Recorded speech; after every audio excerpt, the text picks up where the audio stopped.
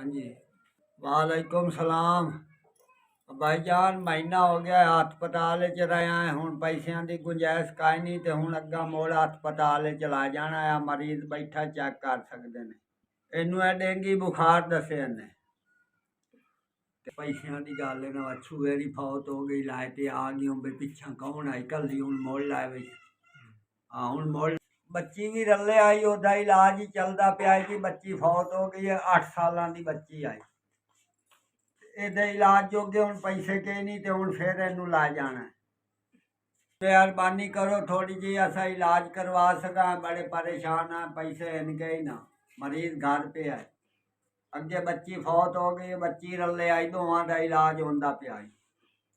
बच्ची नूं हो गए 12 दे हो गए बच्ची नूं।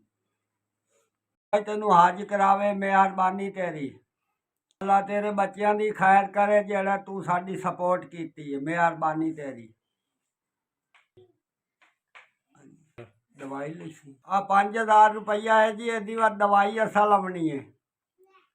हाँ इनू मैं ला जावना है हस्पताल प्राइवेट आदे। बहुत बीमार है भाई, मेरे घर वाली है। बस सानू तेरिया दुआवां असा तैनू देने आ, तू सानू दे। अल्लाह तेरे बच्चों नू खुश रखे। SBS साढ़े ताई भाई 5000 रुपया घर बैठे आ दिता सू, मैं लई बैठा।